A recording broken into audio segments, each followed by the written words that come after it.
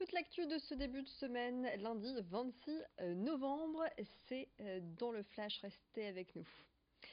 L'actualité dans la métropole lilloise avec tout d'abord deux associations d'usagers de la SNCF qui montent au créneau.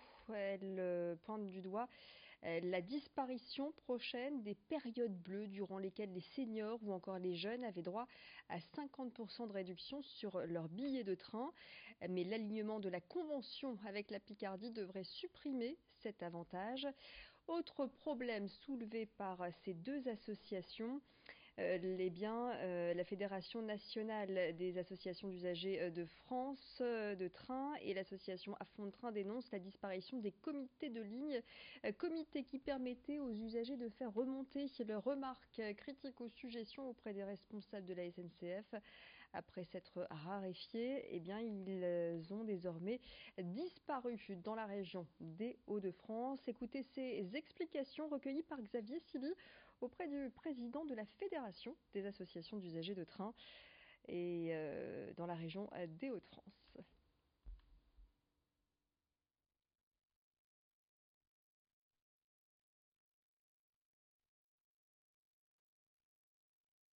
La région n'a pas prévu de faire trop de comités de ligne dans les années qui viennent. Il y en a déjà eu beaucoup moins maintenant qu'il y a 3 ou 4 ans, par exemple. Et donc, on manque complètement d'informations sur les travaux prévus par la SNCF et quel impact ça aura sur la circulation des trains. C'est un exercice de démocratie participative, c'est-à-dire qu'à la fois les usagers peuvent poser leurs questions et avoir des réponses de la SNCF et de la région. Et puis, c'est aussi le moyen pour la SNCF et la région de faire connaître les modifications d'horaire, par exemple, les travaux prévus, etc. Les retours sur la visite de Gérald Darmanin dans le quartier de la Bourgogne à Tourcoing. C'était vendredi soir dans le cadre d'un plan d'urbanisme qui devrait permettre de rénover entièrement ce secteur d'ici une quinzaine d'années. L'ancien maire de la commune et actuel ministre de l'Action et des Comptes publics a rencontré les habitants du quartier aux côtés de Sébastien Lecornu, le ministre chargé des collectivités territoriales. Ce projet d'urbanisme prévoit la démolition de plus de 1200 logements sociaux, la réhabilitation de 1000 autres et la construction de quelques 500 autres. Un chantier colossal qui va nécessiter de reloger de nombreuses familles. Ce programme qui prévoit aussi un pôle commercial permettra de répartir le nombre de logements sociaux car à la Bourgogne, on compte actuellement 90% de logements sociaux. Gérald Darmanin s'exprime au micro de Xavier Silly. C'est une petite ville, 10 000 habitants. Nous sommes ici coincés géographiquement entre la Belgique. Nous sommes coincés avec une ville qui s'appelle Neuville-en-Ferrain, un cimetière, un hôpital et un périphérique. Donc c'est une petite ville de 10 000 habitants dans une grande ville de 100 000 qui connaît plein de difficultés sociales, de sécurité, mais qui connaît en même temps beaucoup d'énergie. Et il y a plein de gens de la Bourgogne qui viennent me voir dans les permanences quand je suis en train d'en faire à la mairie de Tourcoing et qui me disent moi je veux changer de quartier, pourtant je l'aime bien mon quartier. Et bien notre envie c'est de donner la même fierté aux habitants de la Bourgogne d'habiter leur quartier, qu'ils aient des commerces, qu'ils aient de la sécurité, qu'ils aient de la propreté, qu'ils aient des écoles et qu'ils ne puissent pas fuir un quartier parce qu'il n'y a rien de pire pour les habitants et pour une ville. Allez, dans le reste de l'actualité, près de chez vous, direction Oisem, à présent, où le cabinet vétérinaire Apivet ne désemplit pas depuis sa création en 2016. Il propose des tarifs préférentiels pour les foyers les plus modestes sur justificatif de ressources, des marges plus faibles et du matériel moins développé que dans d'autres cabinets. C'est ce qui permet à Karine Massé, vétérinaire, de proposer ces tarifs solidaires à une partie de sa clientèle. En 2016, Karine Massé a été la première en France à lancer les tarifs solidaires au sein d'un cabinet vétérinaire. Avec le recul, elle s'aperçoit que son activité répond à une forte demande. Les prestations vétérinaires étant onéreuses, les foyers modestes délaissent souvent les soins liés à la vaccination ou encore à la stérilisation de leurs compagnons. Le besoin est vraiment important et puis c'est une autre façon d'exercer. C'est hyper satisfaisant en termes de relation avec l'animal, de relation humaine.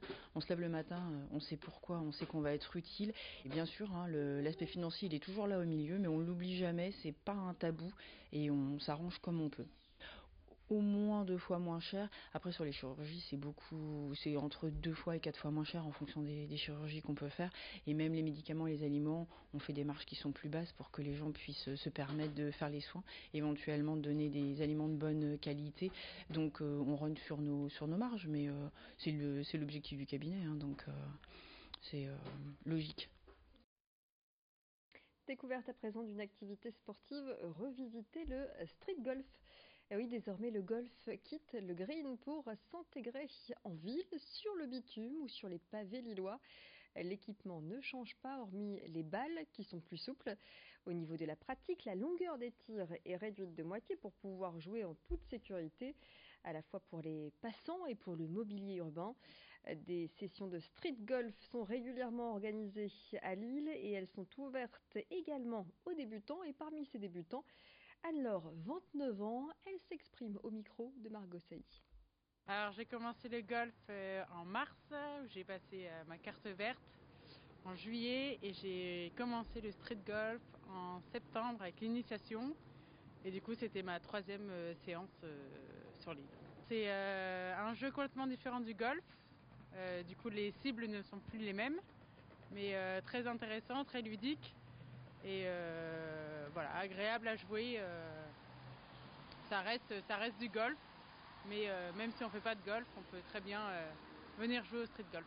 Je recommande, il n'y a pas beaucoup de femmes, puisque aujourd'hui je suis la seule, mais j'incite aux femmes à venir jouer au street golf. Et puis elle vient de remporter avec 4 autres personnes le championnat des meilleures mains de France organisé à la porte de Versailles à Paris. C'était le 11 novembre dernier.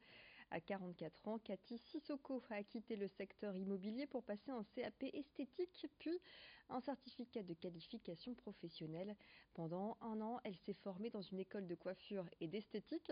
Aujourd'hui, à 49 ans, elle travaille dans un prestigieux spa à Paris. Et en juin prochain, elle va concourir au mondial des meilleures mains. Ça va se passer à Copenhague. Margot Sailly l'a rencontrée.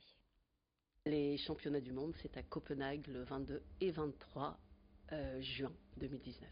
Eh bien, on se prépare à refaire des massages signatures. Alors, massage signature, en fait, c'est la création de mon propre massage.